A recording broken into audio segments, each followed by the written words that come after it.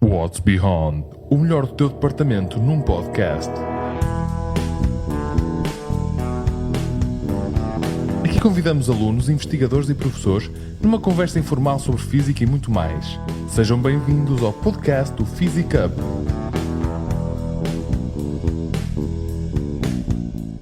Sejam bem-vindos ao episódio 11 do nosso podcast e hoje temos aqui o Baus como convidado, o Guilherme Botelho, estudante de Engenharia Física. E a primeira pergunta que eu tenho para ti, Baus, é para te introduzires, dizeres como é que chegaste aqui. Ok. Olá, malta. Obrigado, Leonor, por me teres convidado para o podcast aqui do Núcleo. Como a Leonor disse, eu sou o Baus, mas o meu nome é Guilherme Botelho. Sou atualmente um estudante de terceiro ano de Engenharia Física e estou aqui graças ao vosso convite. Que fico muito feliz porque o Physic Up começou já há algum tempo a convidar mais estudantes de licenciatura aqui para o podcast, já com a equipa da North Space, e acho que é uma coisa boa e que fazem bem em fazê-lo. Muito bem. E o que é que te fez chegar à faculdade? Porquê Engenharia Física? Ok, essa é uma pergunta engraçada, porque eu, quando estava no secundário, eu já sabia que queria ir para uma engenharia. Eu no secundário, quando era para optar entre geometria descritiva ou biologia, eu fui para geometria descritiva, porque já sabia que não queria ter nada a ver com biologia. Mas daí a decidir que queria ir especificamente para a engenharia física ainda foi um caminho comprido, porque eu até cerca de um mês antes de serem as candidaturas, antes de ter de fazer a candidatura para a universidade, eu não sabia qual engenharia que eu queria. Uma engenharia qualquer, aquele sim, típico. Sim, essencialmente. Porque eu era aquele tipo de aluno que sabia que gostava de matemática, gostava de física, mas não sabia para que é que isso estava, se era mecânica, se era eletrotécnica ou até se era física. E a engenharia física surgiu quando, ao explorar os programas dos cursos, a ver um bocadinho das licenciaturas, eu percebi que era a engenharia que tinha mais cadeiras de matemática, física, que não tinha tanto as outras componentes de engenharia, de desenho técnico ou montar circuitos, etc. E que, ao ver isso, é por cima, olha, eu acho que vou gostar mais de aprender matemática e de aprender física comparado com estar a construir alguma coisa, estar a fazer desenho. Acho que agora estou mais interessado, pensava eu na altura, em aprender sobre matemática e física. Por que não física, então? Só física? Essa é uma boa pergunta. Na altura, como eu já sabia que queria ir para a engenharia, eu nem considerei a possibilidade de física. Eu acho que isso está relacionado com o facto de, para quem vê de fora, o curso de física tem menos saída ou é mais arriscado, ou seja, uma engenharia, mesmo que seja engenharia física, e acaba por ter, na prática, muitas cadeiras em comum, é uma engenharia, ou seja, dá-nos a ideia, pelo menos deu-me quando eu era um aluno do secundário, que com este curso eu ia conseguir ter um bom emprego, ia conseguir uma boa carreira. Agora, com a informação que tenho hoje em dia, e isso inclui o facto de eu perceber melhor o que é que eu próprio gosto, eu não me arrependo de ter escolhido engenharia física, mas sei que se soubesse na altura o que sei agora, teria escolhido física, porque vai mais de acordo aos meus interesses. Dito isso, estou muito feliz por ter escolhido engenharia física, porque foi exatamente, foi até melhor do que eu estava à espera. Porque eu, quando escolhi este curso, eu queria um curso que fosse aberto, no sentido de me permitir explorar várias áreas e decidir o que eu gosto. Por isso, é aquilo, quando eu digo que na altura eu escolhi de forma diferente, se soubesse o que sei agora, é que também eu sei que não podia ter escolhido de forma diferente, porque era impossível eu saber o que sei agora. Ok, no podcast com a North Space nós estivemos aqui a falar e todos eles deram avaliações negativas. Acho que é a primeira avaliação positiva que nós temos do curso de Engenharia Física, o que é bastante interessante. E no teu percurso académico, até chegares à faculdade, de que forma é que achas que as diferentes disciplinas, as diferentes áreas influenciaram para que fosses mais ligado para a área da matemática, para a área da física e teres feito logo a escolha no secundário? Por exemplo, eu não fiz, eu fui para a Biologia. Logo a escolha de geometria descritiva.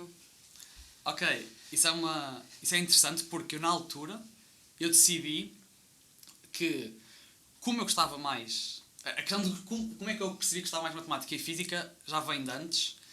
Desde que eu era muito pequenino, a minha família incentivava muito isso.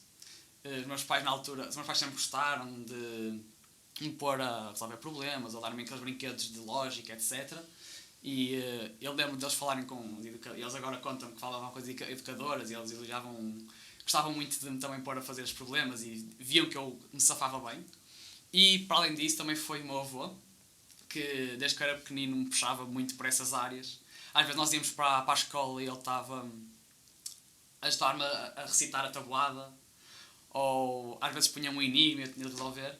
Então essas tudo, para mim, o que seja matemática, física e no fundo lógica e pensar resolver problemas, sempre foi uma coisa que eu fiz quando era pequeno e que eu aprendi a gostar de fazer enquanto era pequeno, então a partir daí foi muito mais fácil continuar. Então no secundário, quando era para escolher entre biologia, que era uma área que não é tanto essa questão de resolver problemas, ou geometria, que é mais praticar o pensamento espacial e como é que vamos visualizar um objeto, etc.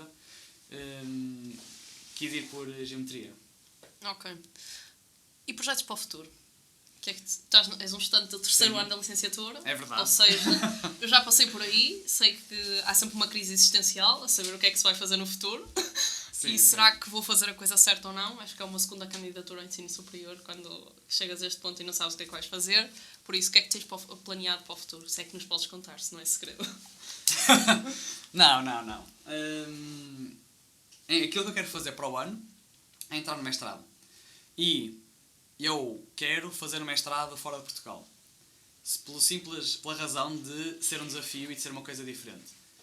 Eu, no verão passado, tive a oportunidade de fazer uma pequena escola de verão, 2 semanas lá fora, e gostei muito da experiência, de estar com pessoas de muitos cantos do mundo, de estarmos ali naquele sítio a estudar porque gostávamos todos daquele tema, e acho que, mesmo que o mestrado seja uma coisa de maior duração, e que seja um ambiente diferente, acho que vou gostar muito de ter essa experiência mesmo para estudar durante um semestre, durante um ano, durante 2 anos para o mestrado. Ou seja, eu quero ter esse desafio de experimentar ir lá para fora para um ambiente diferente do que tive cá no Porto para me desenvolver mais. Acho que me vai ajudar na prática a crescer mais para além do que eu fiz até agora. Em relação a para exatamente onde, ainda está em aberto. E para o quê? A engenharia física ou vais agora para a física? Isso já está mais decidido e eu estou à procura mais mestrados na área de física e em particular na área de física quântica. Dentro disso ainda não sei se vou mais para a teoria, mais para a prática, mas vai ser sempre uma área mais física, mais próxima da teoria. Agora só teórico provavelmente não. Vou procurar alguma coisa que também tenha uma mistura de um bocado de engenharia física, mas mais para a parte teórica. É sempre que não é teórico ou prático ou ciência ou engenharia, é sempre por graus. E eu vou mais para o lado da escala do teórico, mas ainda assim que eu precisava fazer algumas coisas. Ok. Então, eu não sei como é que os estudantes que vão agora prosseguir para o mestrado em Engenharia Física vão sobreviver sem os teus apontamentos. Pela primeira vez vão ter que fazer os apontamentos por eles próprios. O apontamento é só uma pequena ajuda, não? Uma pequenina. E agora, passando para aquelas questões mais sensíveis. Durante o teu percurso na licenciatura, tens algum professor que tu digas que te marcou ou que teve um impacto bastante positivo em ti? Acho que sim. Pensando na tua pergunta e refletindo um bocado nestes últimos 3 anos que já passaram, que é engraçado pensar nisso também, há vários professores que ao longo das várias cadeiras, ao longo de ir para a faculdade, a estudar, fazer exames, esse ciclo, nessa repetição, foram deixando a sua marca porque de alguma forma fizeram uma coisa diferente. Assim, os nomes que me vêm à cabeça, o primeiro provavelmente seria o professor José Luís Santos, que tive 2 cadeiras com ele, Eletrónica e Sinais e Sistemas, e Laboratórios de Física 3. Laboratórios estava-me a esquecer, se calhar o meu cérebro estava a tapar essa memória. Foi das minhas cadeiras preferidas da A sério? licenciatura. As minhas eu gostei. Mas esse professor é muito bom em termos de comunicar-nos a ideia de que não, ao estudar física, o objetivo não é só ficarmos a saber a matemática e os fenómenos e resolver problemas, é também conseguirmos usar esse conhecimento para tirar conclusões sobre o mundo. Sobre perceber como é que funciona a energia nuclear, perceber que a célula, apesar de não ter tido biologia, perceber que a célula é um organismo fascinante, é um sistema extremamente complexo que nós ainda hoje não compreendemos. E que tem muita física lá dentro. E ele tem essa capacidade de passar a mensagem de não é isto, e isto é importante, isto é física, mas não é só isto. E ele fala, e o gosto dele principalmente marca muito. Para além disso, também marcou o professor Iala Guerreiro, porque me deu a oportunidade de fazer um PEC completamente personalizado, sendo eu estudante de 2º ano, ainda não tinha provas dadas, praticamente nenhumas, ele ainda assim arriscou fazer o PEC comigo e dedicar esse tempo ao meu estágio que eu fiz com o Diogo Ramos, também ainda bem que fiz com ele, que assim éramos os dois e apoiávamos um ao outro, e foi um projeto super interessante, apesar de não ter ficado completamente concluído, gostei muito de fazer. e ainda o professor Viana Lopes, porque ele faz uma coisa que eu acho muito engraçada, que Polémico. já sei que é polémico, mas ele faz uma coisa muito engraçada, que é puxar pelos estudantes para fazer algo mais. Por exemplo, em Física Computacional, houve o problema de pastel de nata, que era ele disse mesmo, quem fizer um programa que consiga fazer o mesmo que o meu faz, mas mais rápido, ganha um pastel de nata. Uma coisa super simples, mas o professor a desafiar-nos a fazer uma coisa melhor que a dele. Eu não tinha visto isso antes, ainda não vi desde então, e achei muito bom a ver uma coisa dessa, e achei mesmo diferente. Mas pela competição, pelo desafio, Pelo puro ou desafio. pela ligação depois que isso dá entre professor e aluno? Por mim era o puro desafio dele pôr isso à nossa frente e dizer, tentem fazer. Okay. E eu acho que isso é um bocado a questão da física, de nós pensarmos quais é que são os desafios que ainda estão... Imagino que seja isso, depois a questão da pesquisa, de pensarmos quais é que são os desafios que ainda estão em aberto. E pronto, e depois ele também repetiu isso em Física Estatística, dando a opção de fazermos ou não os trabalhos para casa. Ou seja, havia certos trabalhos que eram computacionais e a cadeira de Física Estatística, do terceiro ano, não cobria esses aspectos. Mas o professor disse, eu tenho aqui estes enunciados e quem quiser faz e conta para a nota. E aprende mais, mas não sai de exame. Quem quiser não faz, pode tirar 20 na mesma, mas estão aqui para quem quer. E eu achei isso, o professor dá só o trabalho de fazer enunciado e depois de corrigir, só para quem quiser aprender mais, eu acho bom. Sim, e acho que também dá outras valências. Eu por acaso também fiz Física Computacional e Física Estatística com os TPCs obrigatórios ainda. Ah, ok, sim. Não tínhamos tanto essa parte da opção, mas se tivesse a opção eu também nos faria, porque acho que é muito bom, porque nos dá muitas valências que mais nenhum trabalho, projeto ou nada na faculdade nos dá. Primeiro estarmos a resolver problemas com outras pessoas e passar 3 horas a olhar para um código que não funciona e porque é que isto não funciona e tentar perceber como é que podes melhorar o código. O código até pode estar feito, mas pode demorar 3 horas a correr. Como é que eu melhoro isto? Como é que eu ponho isto melhor? Eu acho que o professor João Viana Lopes me ajudou imenso nessa parte de pegar num problema, olhar para ele e tentar resolvê-lo no matter what, naquelas horas. E também concordo contigo nesse aspecto. Passando agora para a tua vida fora da faculdade, que não é só em relação à faculdade. Existe. Neste momento és o vice-presidente do BEST. É verdade. Como é que lá chegaste? E como é que está a ser a experiência? Essas são histórias engraçadas, porque eu entrei no BEST no primeiro semestre do primeiro ano. Ou seja, eu quando vim para a faculdade já tinha a ideia de, ok, voltar a fazer o curso, mas quero fazer mais alguma coisa para além da faculdade. Eu sabia que, quando eu entrei na faculdade, eu tinha a ideia de que eu provavelmente ia acabar numa empresa e por isso tinha de fazer mais para além das cadeiras. Era preciso ter alguma competência transversal, se quisermos. Ter alguma capacidade de trabalhar em equipa, praticar isso. Então isso motivou-me a entrar logo numa associação. Eu escolhi o BEST porque há uma colega de curso nossa de Engenharia Física, que é a Eva, que é membro do BEST há mais um ano que eu, e ela na altura falou-me super bem da organização e disse-me, olha, mas tu ainda estás indeciso, entra numa das competições que o BEST organiza, participa num dos eventos e depois vês se queres entrar. Tipo, se gostas do que eles fazem, entras. E eu participei numa competição que é aqui na FECUP, que é o SciTech, e que adorei, correu muito bem, porque na altura tive de fazer uma equipa, tive de conhecer pessoas do curso para ir à competição, pude praticar, pude aprender a mexer com ferramentas, pude praticar, aquilo tinha na altura uma comissão de debates, um caso de estudo para praticar montes de coisas diferentes e em suma gostei muito da competição e entrei no BEST. E desde então foi muito fazer o que eu acho que me vai desenvolver mais. Ou seja, no início eu fazia coisas mais pequenas, principalmente na equipa que nós temos de IT. Ou seja, eu programei o site do BEST, com a ajuda de uma pessoa que fez o design, porque eu não faço designs. E depois eu pensei, ok, correu bem, agora vou experimentar uma coisa que envolva falar com empresas, ou seja, relações empresariais. Também foi muito giro. E agora, na altura, no início do meu segundo ano, pensei, olha, gostei muito daquele evento, que era o SciTech, então agora quero estar à frente da organização. Então candidatei-me para ser uma das pessoas responsáveis, uma das pessoas da equipa nuclear que organiza esse evento. Fui aceito, fui eu o responsável de tópico do SciTech agora 22, e adorei, e a partir daí foi sempre... Esse foi para mim o momento de viragem, em que eu fiquei mesmo tipo, ok, o BEST é uma coisa que eu acho interessante e que vale a pena. Foi nesse momento em que eu tive uma equipa fiz parte de uma equipa durante 5 meses, sempre a trabalhar num único projeto, e perceber que com essa dimensão, com com esse tempo todo, com o trabalho, com a estrutura de equipa, com o que há à volta, é possível fazer coisas muito boas. E pronto, no início deste ano, no final do ano passado, houve eleições para a direção, eu fui nomeado. Eventualmente, depois de pensar muito, aceitei a nomeação, porque não foi uma decisão imediata, porque uma responsabilidade de um ano inteiro, como sabes. Como eu sei. A minha resposta também não foi imediata. Exato. E pronto, aceitei.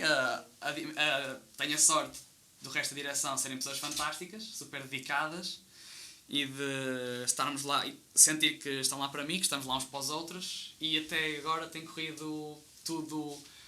Nunca é perfeito, mas tem corrido tudo, eu sinto que bem. Ou seja, tenho sentido bem no trabalho que faço, acho que estamos a fazer coisas boas dentro do Best. Qual é que é a maior dificuldade que tu encontras ao ser vice-presidente do Best? O maior desafio com o qual já tiveste de lidar? Ok. Essa é uma pergunta difícil, porque eu tenho muita cultura de... Uma forma de pensar é muito a questão dos desafios serem só oportunidades para melhorar. Se eu tivesse de identificar aquele problema mais difícil que eu tive de resolver... Eu também sou um bocado assim, e isso é um bocado mau. Porque parece que tudo é bom. Sim. Tudo é bom, tipo, tu estás ali a rastejar na lama, mas vai ser bom um dia. Porque vamos ficar mais fortes. Exatamente. Eu sei o que é que quer dizer, é preciso haver um equilíbrio também. E eu acho que dos problemas mais difíceis que tive de resolver foi a nível mais pessoal no início do cargo, ou seja, no início do ano. Que era a questão de assumir a responsabilidade, o momento inicial em que nós percebemos, ok, agora sou eu mesmo, eu faço parte da direção, eu sou a pessoa em quem os outros confiam, eu vou ter de tomar decisões, eu vou ter de trabalhar mais, eu vou ter de trabalhar melhor, eu vou ter de dar o exemplo, porque nós pensamos, na altura o que me passou pela cabeça era tipo, eu vou ter de ser perfeito, mas acho que a dificuldade, esse momento foi o que mais difícil, mas a partir daí a resposta é óbvia, não é preciso. Basta fazermos as coisas bem, basta esforçarmos, basta confiarmos no resto das pessoas para nos apoiar quando é preciso e os problemas, as questões resolvem-se, os projetos aparecem e dá para ir avançando. Ou seja, para mim o mais difícil foi o choque inicial, completamente. O choque inicial de agora é minha, sentir que cair em cima de mim e este cargo que eu já tinha aceito, que já tinha sido eleito, que já tinha sido votado e que as pessoas tinham dado o voto de confiança. Mas é isso, mas eu para ultrapassar. Ok, então o teu problema foi interno e não propriamente por fatores externos. Não, definitivamente que não, porque em termos de fatores externos há uma coisa que é sempre difícil, que é a questão de gerir uma equipa, mas esse era o desafio que eu queria, então sempre que eu trabalhava nisso, que eu tenho a minha equipa de recursos humanos, que no primeiro semestre eram 9 pessoas, que era eu que coordenava, e agora no segundo semestre são 7, sempre que eu tinha de trabalhar nisso, que era um problema grande, eu estava cheio de motivação, porque essa foi das coisas que me fez querer ser vice-presidente de recursos humanos, porque eu ia saber que ia ter uma equipa que eu ia poder gerir e ia poder aprender a fazê-lo ao mesmo tempo. Que era uma coisa que eu queria ter. Ou seja, esse claramente foi mais desafio externo. Conseguir gerir uma equipa e respeitar o tempo das pessoas, valorizar o trabalho. Ou seja, uma pessoa faz algum trabalho. Ou seja, quando damos um trabalho à pessoa, dizer o que é que queremos para a pessoa não trabalhar na direção errada. Ou para a pessoa não trabalhar numa direção que depois não é aproveitada. Conseguir gerir disponibilidades, vontades, isso tudo é o maior desafio externo, claramente, mas eu quando trabalho nisso é com muita vontade, então nem sinto tanto o peso disso. Percebo. Tenho agora mais 3 questões e curiosidades em relação ao Best. Que conselho é que darias ao próximo vice-presidente do Best que vai seguir? Isso é uma pergunta muito engraçada porque... Será que isto já tem um nome associado? Não, mas a questão... Também deve estar a sentir isso, que é, quando estás na direção e quando estás a chegar nem é o final, à segunda parte do mandato, tens de começar a pensar na sucessão. E é muito difícil. Sim. Às vezes há muita ideia de que é uma guerra acesa entre quem quer ser para a direção e às vezes é uma questão de só encontrar uma pessoa que seja ao mesmo tempo capaz, responsável e que tenha motivação para o fazer. E eu acho que o conselho que eu quero dar ainda não está cristalizado, porque ainda tenho muita experiência para ganhar, para poder depois dar um conselho melhor. Mas o que eu digo é só aproveita, porque por muito trabalho que dê e por muitas vezes que seja só desafios e aprender já parece que seja pouco, ou mesmo que às vezes não estejamos numa posição para aprender porque estamos cansados ou temos outros problemas em mente, que é super válido, há sempre momentos divertidos. Por causa das pessoas que estão lá, que as pessoas estão lá no Best, por causa dos ambientes que o Best dá, há sempre momentos divertidos, portanto aproveita. Se não, vai ser muito mais difícil. E conselho é que darias a uma pessoa que quer entrar para o Best agora? Eu diria que nós temos um recrutamento aberto todos os semestres. Mas, pronto, Propaganda. Exato, propaganda. Mas fora essa parte, eu acho que a vantagem que o Best dá, e é aquilo que eu digo, também é um bocado o pitch que eu faço, portanto, eu sei que sou enviesado, mas eu tento ser objetivo nisto quando digo que a vantagem que o Best dá, e por ser um dos valores, é a flexibilidade. Ou seja, se alguém está vagamente interessado em entrar no Best, é super válido inscrever-se no recrutamento, participar nas atividades que há durante o recrutamento e depois acabar por não entrar. Ou seja, o Best dá a possibilidade, que eu acho que não é tão comum, pelo que vejo noutras associações das faculdades, de uma pessoa inscrever-se, participar em atividades, ir a uma reunião, ou seja, atividades de trabalho e atividades lúdicas, ir a uma reunião, ir a um momento de convívio, conhecer os coordenadores das equipas e até se quiserem, temos um fim de semana motivacional, que é um fim de semana com os membros do Best, ou seja, ter a oportunidade de conhecer as pessoas e conhecer o método de trabalho, ou seja, não é só as pessoas, é a forma de trabalhar, e só depois disso, não ficar do lado da associação se nós queremos selecionar ou não, mas ficar do lado da pessoa, de ser ela a dizer, ok, eu gosto, eu quero entrar. E ter essa possibilidade, ou seja, se a pessoa cumprir os requisitos que nós lhes colocamos, fica do lado da pessoa a decisão. E ter essa possibilidade acho que é muito interessante, por isso, se alguém tem interesse em experimentar o que é o Best, acho que o que eu tenho a dizer é tentem, porque vale sempre a pena, não tem custo de entrada, se quiserem pôr dessa forma. E pode ter muito custo de saída. Exato, Pode ter muito retorno. muito benefício por estar lá, exatamente. E como é que é estar a fazer um curso e não querendo me pôr em bicos de pés, mas a engenharia física não é dos cursos mais fáceis que por aí existem. Tu é que disseste. Eu é que disse, pronto, that's on me. Estar como vice-presidente do Best e ter todas estas gestões para organizar. A versão curta é que é um desafio. A versão comprida é que dá para gerir. Dá mesmo para gerir, porque o truque e aquilo que eu penso que me possibilita fazer isso é gostar das coisas. Ou seja, eu consigo fazer isso porque quando estou a trabalhar para a Best estou a fazer coisas que gosto, e mesmo que esteja a fazer algo que aquele trabalho em particular não gosto, eu sei que gosto do que está por trás e do efeito que vai ter, então motivo-me. E isto para mim a verdadeira chave, é a mesma coisa para o curso. Quando eu estou a estudar, eu gosto de fazer. Quando estou até a fazer um integral ou até uma derivada que seja só demasiados termos e apetece-nos só pôr no Wolfram Alpha para aquilo resolver por nós, porque nós já sabemos que conseguimos resolver.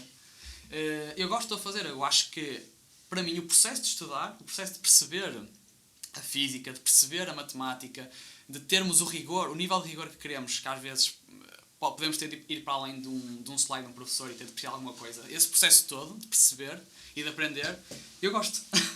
Então, eu acho que essa questão de como é que é ser vice-presidente de uma associação e ser estudante de um curso difícil, como são muitos, para mim, é muito bom porque puxa por mim, no sentido de eu ser capaz de fazer mais. Não é? Encaixa um bocado naquela perspectiva de ser um desafio, e um desafio é quase sempre bom, dentro de limites de ser equilibrado, mas neste caso em particular acho que é mesmo bom porque são duas coisas que gosto, e que gosto muito, então é super compatível. Em termos de compatibilidade é super, e desenvolvimento, porque só o curso, ou só uma associação e deixar o curso para trás, acho que não é o ideal, pelo menos para aquilo que eu quero. Então é uma experiência muito boa. Ok. Eu concordo com...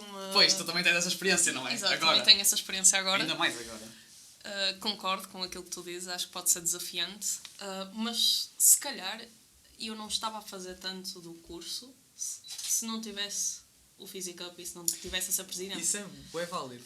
Porque eu iria ter bué tempo disponível, mas eu não sei até que ponto é que eu iria estar a usar.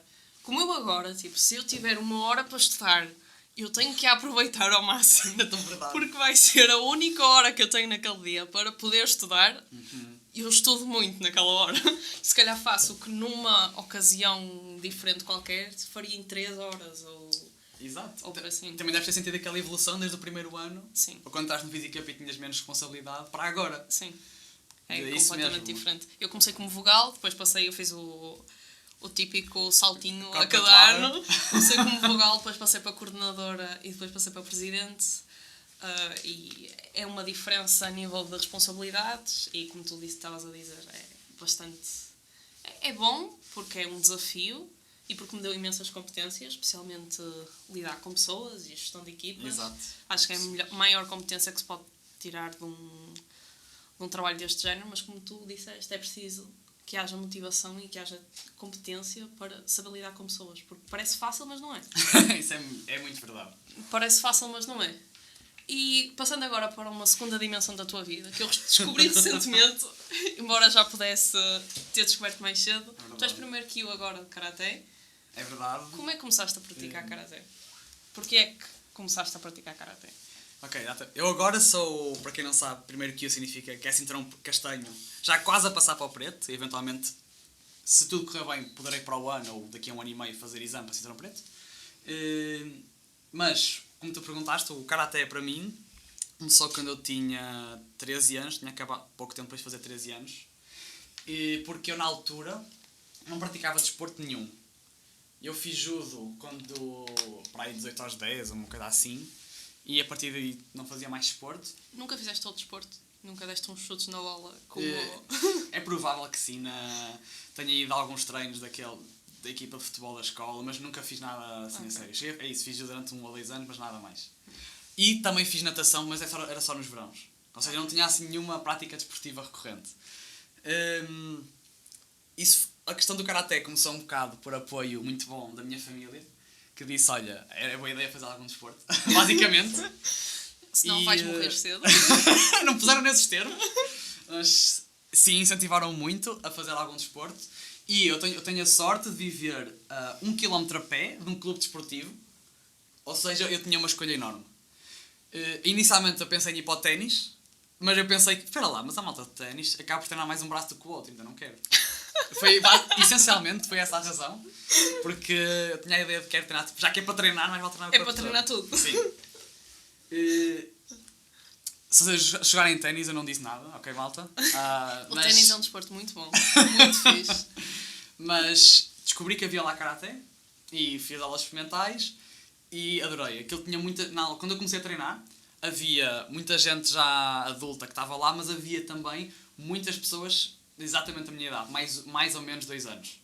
E isso foi fantástico. Para mim, entrar lá e ver pessoas que estavam a treinar muito bem, tinham muito mais anos de treino que eu, mas eram da minha idade, fez-me pensar, tipo, ok, eu um dia vou conseguir chegar lá. E treinava com eles e essa experiência, esse impacto inicial, foi muito determinante para eu querer ficar, porque eu sei que, passado 1 ano, eu às vezes não me gostava imenso ir para um treino, ou estou atrasado, quase nem me apetece ir porque é uma falta de respeito, ou isso não se faz, é muito anti a disciplina do Karaté, mas eu obrigava-me a ir, eu ia sempre, podia, e pronto, com esse ritmo de haver lá pessoas interessantes e de eu gostar do próprio desporto, adorar a questão de treinar o corpo todo, desde a ponta de dedo até aos olhos, ser rápido, flexível, forte, treinar um bocado de tudo, acho que é super saudável, porque eu não quero ser atleta de todo e ter a capacidade de treinar um bocado todos os aspectos do corpo, para mim é fantástico. Então, começando o Karaté, não parei e não planei parar. Acho que é um daqueles esportes que dá para fazer A vida toda. a vida toda. A vida toda. Eu também pratico Karaté, como tu Pois sabes. é. Desde os 3, não é desde os 13. Por Pois, isso pois. já é há 19 anos e eu, neste momento estou na mesma graduação que tu. E a experiência que eu mais retiro do Karaté, eu entrei, lá está, como tu estavas a dizer, eu entrei por causa dos meus pais, porque aos 3 anos ninguém escolhe o que é que vai fazer. Os teus pais tiveram um olho. Os meus pais foi tipo, vai, e eu fui. E ao início também era muito chato, era tipo ir para os treinos. Oh mãe, eu não quero ir, por favor, Exato, deixa-me ficar. Não sei. Mas eu acho que ao longo da vida, eu agora olho para trás e o Karaté deu-me imensas competências a nível pessoal. Sim. E provavelmente eu não conseguiria gerir uma equipa tão grande como é que estou a gerir agora se não tivesse muitas das competências que o Karaté me deu. Nomeadamente a nível de conseguir manter a calma em alguns momentos e também a nível de foco e de organização e da disciplina que tu disseste que dava, de género, tem que ser. Exato. Nem que eu tenha que ficar aqui até às 11 da noite ou até à meia-noite, se eu tenho isto para fazer, tem que ser feito. Eu acho que é um desporto muito bom e o meu professor de Karate está-nos sempre a dizer que o Karate está a ser um desporto decadente porque demora muitos anos para a pessoa ficar proficiente, para saber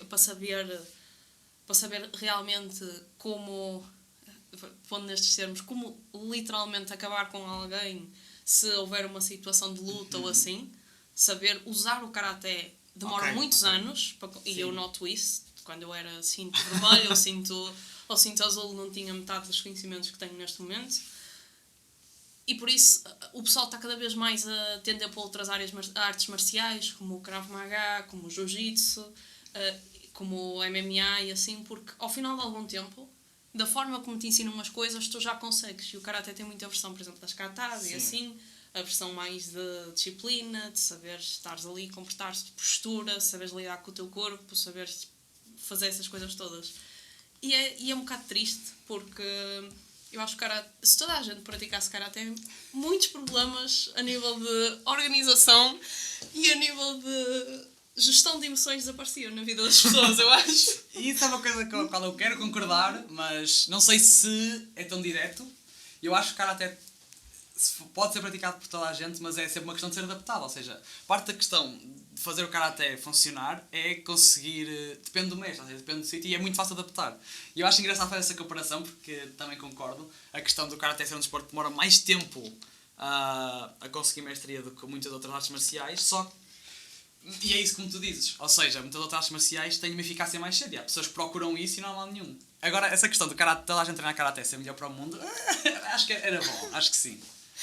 Acho que também é uma coisa... quero que isso seja verdade e também gosto sempre de que, quando falo de Karate, é sempre dizer às pessoas, olha, experimentem. E mesmo que não seja Karate, outra arte marcial. Eu, para mim, não sou ideológico para o Karate. Qualquer arte marcial que funcione para vocês e que trabalhe o corpo todo e a disciplina e a questão emocional que tu falaste, é muito verdade, é válido. Exato. E agora, qual é a competência que tu achas que o Karate te deu? A melhor competência? Já falaste um bocadinho da questão da disciplina e do controle emocional e para mim falaste um bocado da resistência à sua expressão e acho que é exatamente isso que o Karate mais me deu a mim, pessoalmente, porque eu lembro-me de muitas vezes estar em exames e de pensar que não estava tão estressado porque no dia anterior, ou 2 dias antes, tínhamos tido no final do treino combates e eu tinha chegado a um ponto de adrenalina, a um ponto de esforço tão alto que a pressão do exame, por comparação, era muito mais pequena e o meu corpo já respondia de forma diferente. Ou seja, fisicamente, biologicamente, eu sentia-me menos estressado, apesar de conseguir mesmo perceber a pressão do exame. E tenho quase certeza que isso é por causa do Karate. Por isso, é como tu dizes, essa questão de lidar com a sua expressão, o Karate ajuda imenso. Eu também tendo a concordar com isso e acho que é um desporto importante que muita gente desiste quando passa a fase da infância porque acontecem outras coisas pelo meio e lá está porque é uma arte marcial que tu para dominares precisas ter muito treino e não podes só sair durante uns anos e depois voltar e custa. E aliás eu parei durante alguns anos porque tive um problema de saúde e depois voltei para o Karate e senti a voltar. Claro que eu me lembrava de tudo porque eu praticava desde os 3 anos, mas a nível de destreza, flexibilidade, aquilo que estavas a falar, mobilidade, era uma diferença completamente tremenda. E nós também temos bastante treino de força, como tu sabes, flexões, abdominais, então aí é que estava... Mas é isso, é questão de persistência, de mesmo tendo parado, ainda por cima por uma questão completamente externa a ti, voltar. Exato, é isso. E acho que nos dá essa valência de perceberes que aquilo é importante para ti. Exato. E de seguires com isso. O que é que fazes mais para além disto? Fontes pessoais disseram-me que tu praticavas viola. Sim, eu toquei guitarra há muitos anos. Toquei mais ou menos 10 anos. Tenho o curso secundário de música em guitarra. E, ou seja, sim, fiz formação musical, composição, essas coisas todas engraçadas. Mas, mais ou menos desde o segundo... Eu acabei o curso secundário de música ao mesmo tempo que fazia o primeiro ano da faculdade. Ou seja, estava a fazer... Durante esse primeiro ano da faculdade estava a fazer ao mesmo tempo História da Música. que me faltava porque não fiz antes de secundário, porque na altura, disseram, faz só estas cadeiras, depois faz as outras que faltam depois, e pronto. Foi história da música e práticas de teclado, tecnicamente aprendi a tocar piano. Na prática não sei, mas... Tecnicamente. Sim, era suposto. Mas, mesmo tendo o curso secundário de música e tendo tocado guitarra há muitos anos, isso era uma coisa que eu gostava de fazer, já não toco guitarra mais ou menos há um ano, porque...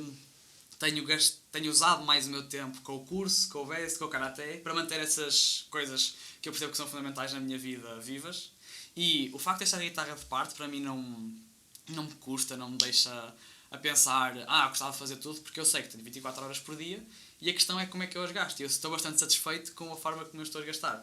Dito isto, eventualmente no futuro, se tiver tempo, se eu vi que de repente tenho mais alguma hora livre por dia, como estavas a falar, agora já sei, com os hábitos de aproveitar o tempo, pegar na guitarra e voltar a tentar, porque, como tu dizes, é um bocado como o Karaté, as partes, a técnica e as ideias fundamentais não se esquece. Ainda sei onde é que estão as notas, ainda sei como é que funcionam os acordes, etc. E ainda sei como é que se estuda a guitarra, que acho que é a parte mais difícil de aprender. Como aprender uma coisa. Para além disso, fora da faculdade, eu, durante o período de aulas, este ano, durante o período de aulas, tenho andado muito entre a faculdade e o BEST. Quando tenho tempo, gosto de ver uma série com a minha irmã, quando temos tempo os dois, em casa. E também gosto muito de ler, apesar de agora ler mais no verão. Gosto muito de ler ficção científica e às vezes não ficção. E é por aí. Eu tenho 2 irmãos, eu encontro sempre extremas dificuldades em ver séries com eles. Porque... A sério? Sim, porque eles gostam de ver séries à meia-noite. À meia-noite eu quero dormir. Pois. Porque tenho que me levantar cedo no dia a seguir. Então encontro extremas dificuldades. Eu acho que a última série que eu vi com os meus irmãos deve ter sido lá a Casa de Papel. E olha, aos anos isso já foi. É extremamente difícil, mas acho muito bom manteres isso. Sim, é bom. De ver séries porque com a tua irmã, porque é um momento de bonding ali com ela. Nós fizemos algumas perguntas no Instagram e passamos agora para a última parte deste podcast e o pessoal respondeu e eu acho que o pessoal respondeu porque toda a gente conhece, ou seja, toda a gente sabe quem é o Paus, por isso nós nem precisamos dar contexto. Nós nem precisamos dar contexto ali na publicação que o pessoal já sabia. Não digas isso. Quem é que tu eras? Por isso, como é que é deixar um legado, assim como os teus apontamentos, tipo Holy Bible, ali, essa pergunta para é os tricky. Estudantes que vêm a seguir de ti? Primeiro sempre com rasteira, porque essa questão de deixar o legado é muito relativo. Porque os apontamentos são os meus apontamentos, os apontamentos que eu faço para estar para as cadeiras e para que eu faço durante as aulas, que eu faço quando estou a estar em casa, que eu faço quando me lembro de alguma coisa, quando tenho uma dúvida vou lá ver. São os meus apontamentos. Ou seja, a questão de deixar o legado é simplesmente uma consequência de eu fazer os apontamentos daquela forma. Ou seja, os apontamentos iam existir de qualquer forma, eu partilhá-los é só uma coisa que eu gosto de fazer, que surgiu completamente por acaso. Numa aula alguém me disse, olha, partilha aí. Eu, ok. Surgiu completamente por acaso e gosto muito, e é de facto, eu gosto muito quando alguém manda mensagem a dizer, olha, porquê é que escreveste isto aqui? Eu tipo, estás a usar os meus apontamentos para estudar? Isso é tão louco, eu ver isso. Tipo, pensar que há pessoas que confiam naquilo, de certa forma. Ou seja, essa questão de deixar o legado é muito relativa, porque os apontamentos vão ser sempre meus apontamentos, eu vou levá-los, vou continuar a modificá-los. Se eu tiver a rever alguma coisa de álgebra linear, eventualmente vou lá e mudo o que tenho porque acho que encaixa melhor naquilo que eu quero ter, para a minha organização, que eu quero ter ali. Mas fico feliz, e fico mesmo, por saber que há pessoas que usam aquilo para as ajudar, que usam aquilo quando têm uma dúvida e querem ver uma perspectiva diferente, que usam aquilo quando já estudaram a matéria e querem só, deixa eu ver se me falta alguma coisa que seja relevante. Acho que é mesmo bom e fico muito feliz quando alguém manda uma mensagem a dizer, olha, isto aqui está errado. E eu penso, que bom, assim quando eu for lá, porque o erro ensina mesmo a querer uma pessoa avisasse ou não. Assim eu penso, quando eu for lá, porque eu preciso de ver os meus apontamentos, já vai estar certo. Porque a pessoa já me disse o erro e eu já corrigi.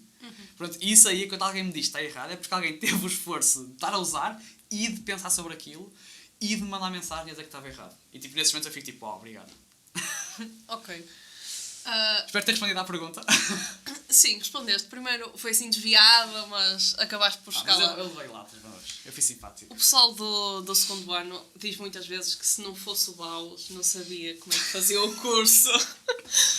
Porque eles usam os teus apontamentos milagrosamente para qualquer cadeira que têm e eles agora estão muito chateados porque tu adicionaste algumas coisas de quântica à física moderna.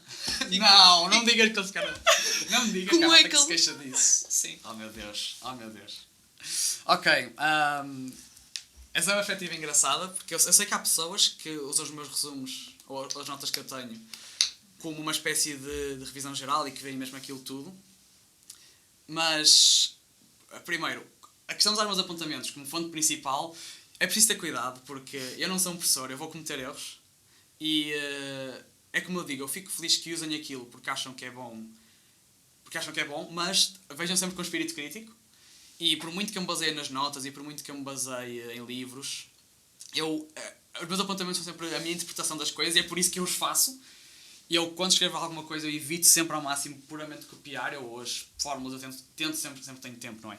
As fórmulas eu tento provar, as afirmações eu tento escrever à minha forma, de uma forma que o eu futuro vá compreender. Por isso, usem aquilo com cuidado, primeira dica. E a segunda é tipo, malta, eu acho mesmo que as pessoas iam conseguir estudar as cadeiras, mesmo que as pessoas que usam os meus apontamentos, iam conseguir estudar as cadeiras caso elas não existissem. Mas eu acredito que as notas estão a fazer nessa altura, as minhas notas, é simplesmente ser um caminho mais óbvio. As pessoas dizem, olha, isto existe, as pessoas sabem que aquilo existe, então usam aquele recurso. Eu acredito que isso poupa é muito pouco tempo, porque o tempo que eu estou a poupar com as notas das pessoas é o tempo que as pessoas iam gastar a procurar outros recursos melhores. Que na prática não é muito tempo, porque a maior parte do tempo é usado a estudar os recursos que se encontram. Por isso, malta, eu acredito que vocês também, tipo, se eventualmente isso acontecer de pessoas verem cadeiras inteiras pelas minhas notas, acho que é uma questão de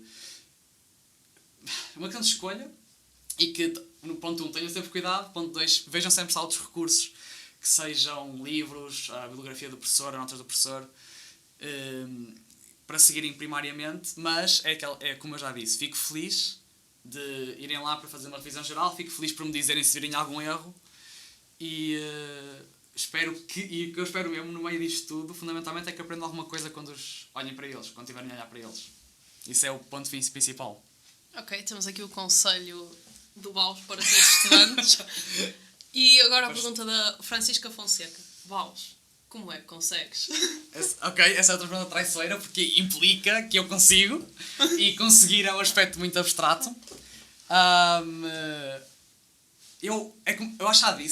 Eu já disse há bocadinho que o que eu penso que me dá a capacidade, ou que me faz fazer tanta coisa, é gostar das coisas que faço, e eu sei que é um grande privilégio, é quase uma sorte gostar tanto do curso em que estou, porque todos nós, e quer gostemos, quer não, gastamos uma parte grande das nossas semanas, ainda bem, uma parte maior do nosso tempo acordado, a fazer coisas para o curso, e mesmo quem não gosta vai ter de gastar esse tempo. O facto de eu gostar simplesmente implica que esse tempo é usado a fazer uma coisa que eu gosto. Então não me cansa tanto, posso, quando estou a estudar, tenho vontade de ir mais a fundo, e com as outras coisas todas, com o BEST, com o Karaté e com leitura e outros hobbies, é a mesma coisa. Eu faço as coisas que gosto e isso simplifica muito o trabalho. Temos aqui respondido esta pergunta. E agora a do Rodrigo Arão, que vai muito nessa linha. Quantas horas é que tu estudas? Eu acredito que esta deve ser a pergunta que mais gente quer saber. Quantas horas, Paulo? Ok, eu não... Fazer contabilidade das horas de estudo é difícil, tu já sabes. Como mesmo na direção do núcleo varia muito. Porque às vezes temos eventos, às vezes... Varia do dia, hora, semana, mês?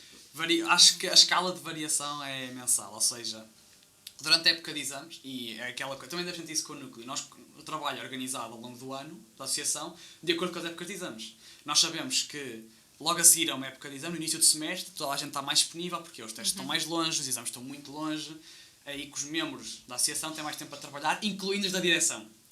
Por isso, eu diria que agora no início do semestre, no início do primeiro semestre, o tempo de estudo era menos. E o que é que significa menos? Se tivesse de dizer assim um número, uma média por dia, para além fora das aulas, não sei. Eu diria que era de meia hora por dia, fora das aulas. Talvez, por aí, no início do semestre. Agora, na época de exames, esta época de exames, tive de me dedicar completamente, por causa dessa questão de ser de direção, tive de aprender a gerir o meu tempo e a pensar o que é que eu consigo fazer na época de exames para poder agora, no início do semestre, fazer o que é preciso fazer para os 4 eventos que o BES estava a organizar no início do semestre. E fiz essa gestão. Então, durante a época de exames, o habitual era conseguir estudar focado à volta de 6 ou 7 horas por dia. Ou seja, e no meio disso é um gradiente não linear. Ou seja, Ok. se estávamos logo a seguir a um evento, eu tinha mais tempo, porque o próximo era mais longe e conseguia fazer mais. Quando se aproximava, havia semanas em que não estava, no início do semestre, e mesmo este semestre o BES teve a EBEC, que foi um evento muito grande na Faculdade de Engenharia, e na semana anterior... Autopromoção outra vez. Sim, claro. É para dar contexto, é justificado. Mas na semana anterior não estudei praticamente fora das aulas. Por isso, varia muito. O número médio, não sei, não consigo dizer. É muito difícil. Mas pronto, posso dizer assim o número... Nós somos bons a estimar coisas, não é? Eu posso dizer, em média de semestre inteiro, que deve dar, incluindo fim de semana, 1h30, 2 por dia. Mais ou menos 1 hora, não sei. Por aí. Ok, temos outra pergunta respondida. E agora uma pergunta minha para ti. Sim. Como é que é um dia na tua vida? Descreve-nos, desde o momento em que tu acordas até o momento em que tu te deitas, como é que é um dia na tua vida em geral? A overview. Isso é uma pergunta bem engraçada. Isso é uma daquelas perguntas que vou passar a falar aos meus amigos. Tipo, olha, eu já te conheci há imenso tempo, mas se não tivesses de dizer, tipo, como se eu não te conhecesse, como é que andei na tua vida? Isso é boa. Isto é a nossa pergunta de alta definição. Exato. Dá essa vibe. Pronto. Eu costumo acordar... Eu vivo relativamente perto da FEUP e mais ou menos perto da FECUP, e quando venho para a FECUP tenho andado a vir de carro. Pronto, depois eu vou às aulas, que também é uma coisa que ajuda, acho eu, a acompanhar a matéria. Por isso, acabo de ficar na faculdade sempre que posso, almoço na cantina. Não tenho... Para mim compensa o facto de ser mais barato e ser uma refeição completa. E depois, as tardes variam muito. Nos tardes em que não tenho aulas, tenho quase sempre... Provavelmente no início de semestre, como estava a falar, no início de semestre tenho muitas vezes alguma reunião do BEST, alguma coisa a acontecer em que é preciso estar presente. E aí vou e faço e estou. E depois, no fim, se não houver nenhum jantar, ou do BEST, ou de outra coisa, ou alguma reunião que dura até mais tarde, às segundas, quartas e sextas vou para o treino. Terças e quintas vou para casa mais cedo. E normalmente eu estudo até a hora de jantar e eventualmente a acontecer, e se for preciso estudo depois de jantar. Pronto, e depois antes de me deitar cedo, eu durmo 8 horas, eu faço um esforço enorme para conseguir dormir 8 horas, também é que estavas a dizer, essa questão Sim. de tentar, mesmo chegando a casa tarde, porque estamos na faculdade por causa de uma coisa da nossa associação, acho que é importante fazer o esforço para dormir bem, porque impacta a vida toda, o resto do dia é impactado pela forma como dormimos. E é isso, ou seja, é muito acordar, faculdade, e depois BEST ou estudo, karaté ou não, e depois ir dormir. E depois, pronto, o habitual, às vezes saio com amigos, almoços fora, jantares ou whatever, mas passa muito o dia típico, é por aí. Pronto, temos aqui a nossa pergunta alta definição respondida. Não te vou perguntar o que é que dizem os teus olhos, vou-te perguntar o que é que tu usas para te organizar e porquê o Notion. Ok. Em termos de organizar, eu presumo que queres tipo organizar o dia e assim. Ok. Eu, em termos de organização, o que eu tenho é um Google Calendar onde eu ponho lá tudo o que são as minhas responsabilidades. Ou seja, aulas, reuniões e eventos do BEST, treinos e coisas que surjam. Pode ser do estágio, ou uma reunião que eu tenho com algum professor, ou um jantar de amigos que eu assumi que ia, etc.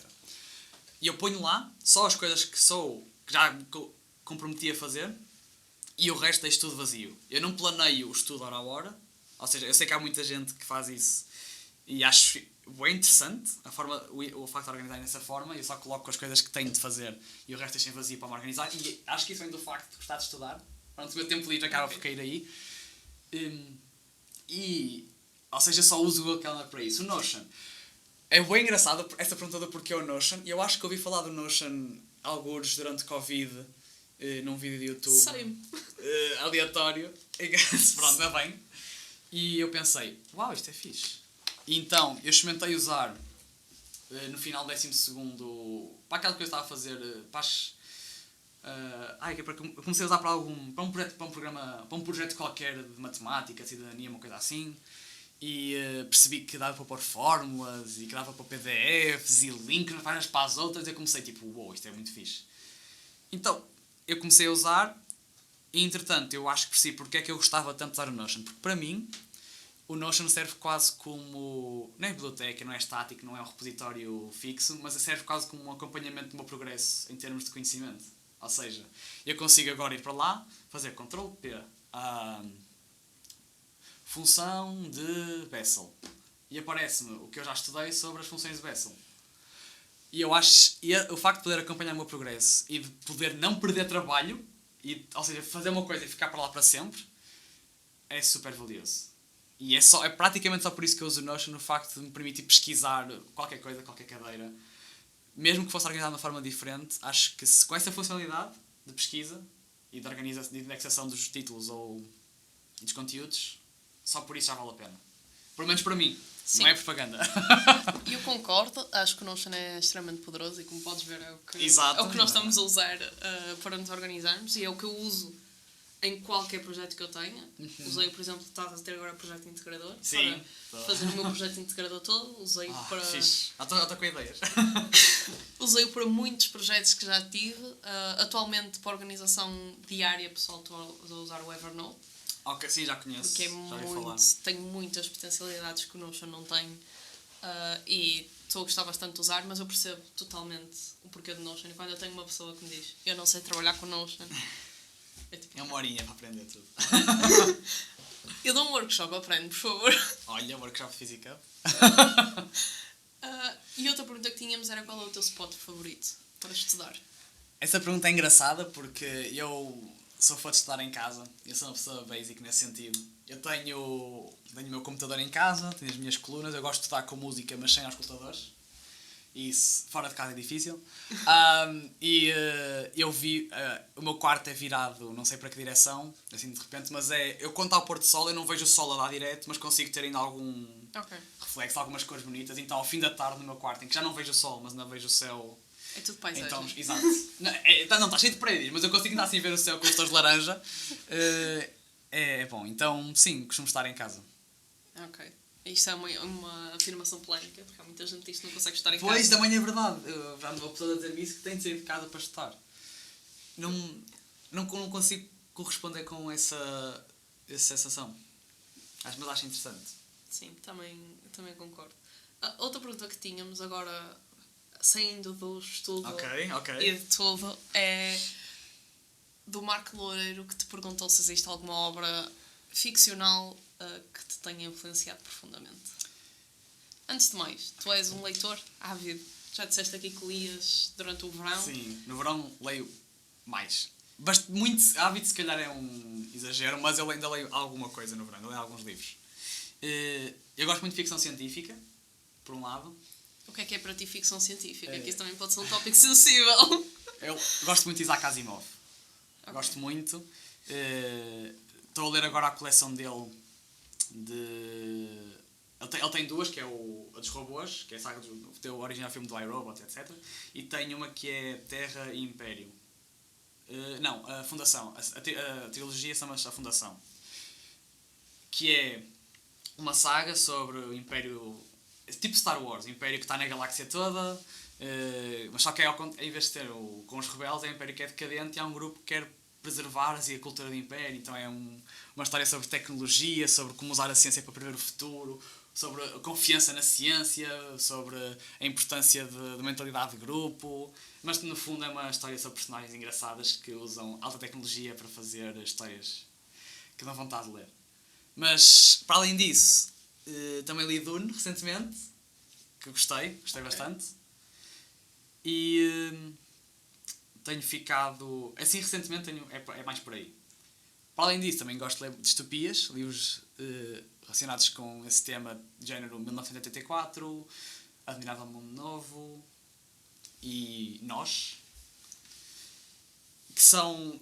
É muito interessante ouvir a perspectiva de alguém sobre como é que a sociedade pode correr mal. E especialmente para nós que estamos a estudar física, engenharia física, como é que a tecnologia pode ser usada para fazer com que a sociedade corra mal. Ok. Por isso, acho que em termos de livros que me influenciaram mais, eu diria que são essas distopias, especialmente o Admirável Mundo Novo, porque é mesmo esse pináculo de como é que a ciência e a tecnologia pode ser usada para qualquer fim. Ou seja, não é uma ferramenta, é uma ferramenta que pode ser usada muito facilmente para o mal, para o bem, para o mal disfarçado de bem, para uma coisa que nós não sabemos sequer se é boa ou má, e é muito interessante pensar sobre isso. E esse livro explora mesmo essa ideia.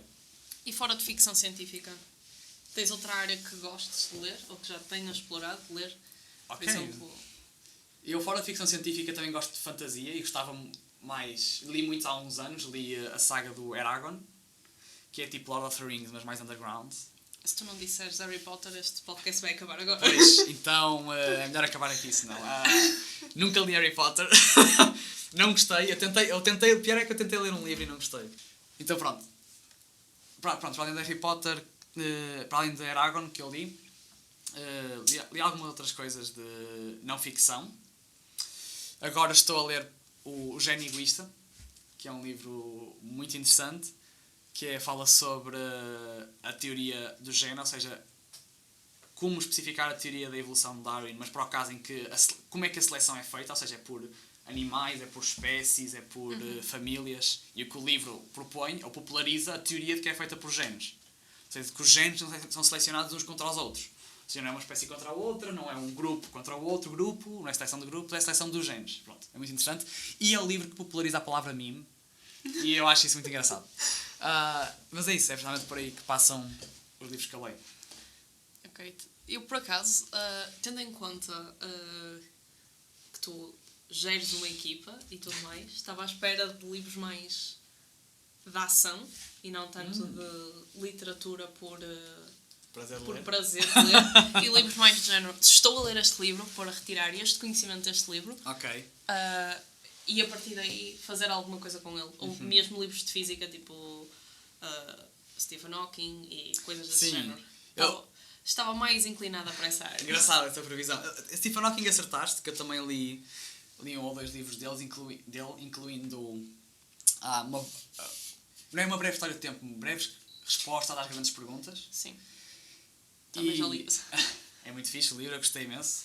Mas sim, por acaso, em termos desses livros de mais ação, tipo gestão de equipas e assim, não li nenhum muito específico. Li o Mindset há algum tempo, o livro que populariza a ideia que eu gosto muito de que nós podemos crescer e ultrapassar desafios se tivermos com esse mindset, e que aqui significa, pronto, o livro explora, e muitas vezes é um termo que é usado pelos coaches e pelos gurus e essas coisas, que eu não aprecio tanto, mas a ideia em si é muito interessante. A questão do mindset de crescimento, do mindset de ultrapassar desafios, etc. E pronto, em termos de gerir equipas não li nada. Li um do Dale Carnegie, que se chama Como Falar em Público e Influenciar Pessoas. É como fazer apresentações, como passar uma ideia. E é super interessante o livro, é super prático, está cheio de exemplo, ou seja, esta pessoa fez isto, experimenta seguir estes passos. E, de facto, esse livro é mais virado para a ação e para pôr as coisas em prática. Mas, não assim, quando eu leio, é sempre uma leitura por prazer. É aquela questão de gostar. Bate um bocado outra vez na questão de gostar de estudar. Ou seja, mesmo que seja um livro para aplicar, o processo de ler em si tem de ser divertido. Sim, eu concordo. Eu leio muito, mas muito, sobre desenvolvimento pessoal. Aliás, o livro que eu tenho neste momento na minha mochila é Inteligência Emocional, David Goleman. E leio muito sobre a área de inteligência emocional e sobre a área de hábitos e isso tudo. Por isso recomendo-te aqui um livro para tu ler. Que é o Hábitos Atómicos de James Clear. Também um dos já ouvi melhores falar. livros que eu já li a nível de mindset, mudar o teu mindset para pequenas conquistas, e com pequenas conquistas conseguem influenciar o teu resultado final, e tu trabalhando no BETS com projetos de meses vais conseguir perceber ali muitas coisas, e acho que vais conseguir identificar com ele. Por isso, deixo-te aqui a minha Ok, sugestão. obrigado. E passando para a última pergunta que nós tínhamos, que é do David. Como é que se diz baus no plural? Quando é que te começaram a chamar baus? Ok, começando pela segunda. Essa questão de chamarem baus foi... surgiu de forma muito engraçada, porque eu, quando estava a vir para a universidade, eu pensei... O meu último nome é Silva e eu tenho orgulho de ser da família Silva do lado do meu pai, mas, apesar disso, o nome Silva é bastante comum em Portugal. Por isso eu pensei em ter tipo um stage name. Foi um bocado a ideia que me veio à cabeça, foi uma ideia um bocado parva, mas é daquelas ideias parvas que dão coisas engraçadas e que valem a pena. Ou seja, eu durante o primeiro ano todo, e quando digo primeiro ano todo, é sempre que eu falava com alguém no primeiro ano, eu apresentava-me como: olá, eu sou o Guilherme Baus. Sempre. Sempre. E como é que eu me lembrei de Baus? Também é engraçada porque estava a pensar, como é que eu ter um nome diferente é uma ideia engraçada, mas tipo, que raio de nome é que eu vou usar? Ninguém tipo, inventou o nome do nada. Estava a olhar para o meu e-mail e o meu e-mail é Guilherme Tipo, BAOS, porque é as minhas iniciais. E eu, que bem engraçada. E foi por isso. Então foi só quando vieste para a faculdade? Foi. Os meus amigos do E tu não secundário imagina para que trás, estás numa utopia de um jantar de aniversário e convidas os teus amigos de secundário e os teus amigos de Não. faculdade? Tipo, metade chama-te Baus, metade chama-te Guilherme. Gui, ok. Isso já aconteceu. E de facto é engraçado, mas a mim não me incomoda nada, acho bem engraçado. É quase uma distinção entre as pessoas que eu conheci na faculdade e as que já conheço há mais tempo. Estas sabem o meu dark side e as outras não. É uma divisão aleatória, é uma linha na areia que eu adoro ver. A questão de bares no plural. A minha irmã também agora está prestes a entrar na universidade, vai entrar para o ano, em princípio na FEP, e também começou recentemente a adotar o último nome, o tal stage name de Baus. Então, quando eu e ela comentamos sobre isso, nós dizemos que somos os irmãos Baus, portanto, a resposta oficial é que Baus no plural é Baus. Mas em conversa já me disseram que, gramaticamente, com argumentos linguísticos semi-plausíveis, o plural pode ser Bausers, um bocado anglo-saxónico, ou até só Ers, deixando cair a parte do Bau. Mas eu, se tivesse de arriscar entre esses dois, preferia Bausers. Bausers. Mas sim, o oficial é Baus, o plural de Baus é Baus. Ok. Esta era a pergunta mais relevante do Claramente, podcast. claramente. E agora, para concluir, porque nós agora temos aqui uma rúbrica nos podcasts do Physic Up, onde nós pedimos 3 sugestões de músicas para Sim. nós adicionarmos uma playlist que já temos. Por isso, antes de dar as tuas sugestões, dar-nos aqui um contexto. Que música é que tu gostas de ouvir? Ok. Em termos de música, varia muito do que estou a fazer, porque quando eu estou a estudar eu só ouço música sem letra, ou seja, soundtracks de filmes e jogos, e às vezes um bocadinho de música clássica, que eu aprendi a gostar graças a um ano inteiro a ter de decorar certos para a história da música. E conheci algumas músicas muito fixe. O que é que tu ouves de música clássica? Digo isto porque eu uso música clássica para estudar. Ok, Sei que eu engraçado. estou a perguntar. Em termos de música clássica, eu tenho uma playlist que está ordenada, por causa de ter tido um ano inteiro esta história da música, está ordenada por épocas, ou seja, desde o barroco até ao modernismo, e então ouço um bocado de tudo. Assim, tipo, barroco ouço Vivaldi, depois acaba em Bach, clássico ouço Mozart e Beethoven. Depois, mais para a frente, uns séculos, gosto muito de Dvorak, que tem umas sinfonias fantásticas, incluindo, se não me engano, não é Brave New World, isso é o livro, mas eu confundo sempre os dois, a sinfonia do Mundo Novo, uma coisa do género, que é fantástica, é das minhas músicas clássicas favoritas. E depois modernismo, umas coisas... Philip Glass também tem umas sinfonias engraçadas, mas é assim muito variado. Mas se tivesse que comentar uma coisa, era Dvorak. Ok. Fica aqui uma sugestão para os ouvintes. E fora isso, o que é que tu ouves fora? Isso. Pronto. Quando estou no carro, ou quando estou às vezes a treinar, não estou a treinar no treino, treinar em casa ou a correr ou assim, gosto de ouvir música. Eu acho que eu fui prestar uma vez o estilo, acho que se chama Oldies, que é tipo música dos anos 60 e 70, Frank Sinatra e Bing Crosby, essas coisas todas. Gosto muito desse estilo de música, assim, mais vintage. E para além disso, também ouço alguma música assim portuguesa, ou isso que é que eu ouço? Ouço Capitão Fausto Gosto muito de ouvir há um comediante que é o Guilherme Duarte, que tem uma versão rapper que é o Gandinho, que faz músicas de rap, mas em comédia, e é muito engraçado. Não faço ideia do que te falas. Eu depois apresento, é muito engraçado. Mas é por isso, é por aí que passa, ou seja, é muito... Eu, a parte do tempo, admito que ouço música sem letra, e quando ouço música com letra é isso dos oldies. Ok. Também não estava à espera. Estava à espera como vieste dizer, tipo, rock ou pop, com a maior certeza. Por acaso não. De sempre. Então, 3 sugestões de música que tu darias ao pessoal. Ok. Uma primeira, claramente, é o Fly Me to the Moon, do Frank Sinatra. Adoro a música. Foi uma música que marcou... Ouvi muitas vezes quando estava em Interrail, quando eu fiz Interrail há 2 verões. E adoro a música. Depois, o que é que eu posso dizer? Pode ser uma portuguesa. Há uma dos Capitão Faz que eu gosto muito, que é Amanhã Estou Melhor. Que é daquelas músicas que eu ponho quando penso mesmo, amanhã vou estar melhor. Aquela questão de ultrapassar os desafios. A música eu interpreto gosto de ouvir dessa forma. E uma terceira...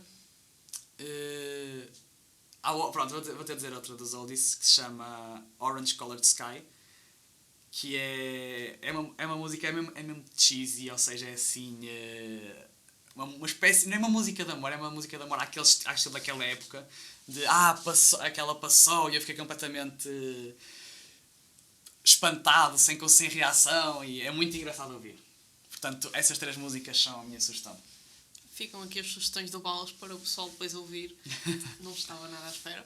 Nós já estamos com 1h10 e eventualmente isto vai ter que terminar. Vamos ter alguma coisa ainda mais para dizer aos estudantes? Eu já disse muita coisa, não sei quantas delas é que são coisas úteis ou boas ou assim, mas já disse muita coisa. Tudo portanto... útil. Tudo o que o Paulo diz é útil. Não, pode ser útil para pensar e perceber que está errado. Também. Por isso, já disse muita coisa. Estou satisfeito. Ok, bom, então obrigada por teres aceitado o nosso convite. Obrigado eu por me terem convidado. Espero que os teus planos futuros que estiveste aqui a discutir e a falar se realizem. E desejo-te as maiores felicidades nesta última reta final do teu curso. Obrigado, Leonor. E terminamos assim o nosso 11º podcast. Espero que tenham gostado. E fiquem atentos às redes sociais do Physicup para saber quando é que sairá o próximo episódio.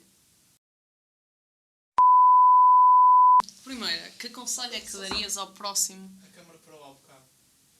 Não sei se... Ok. Já voltámos a outra vez, mas não sei se querem repetir essa parte. Não, deixa estar. Nós arranjamos também. Deixa estar. Fazem tipo freeze frame, tipo... Exato. Ficamos sem problemas técnicos. Vamos dizer aquele... Tipo, já volta a imagem, tipo, já volta. Acho que sim. Dias tipo aquelas coisas que às vezes apareciam no canal Panda quando já não estava em emissão.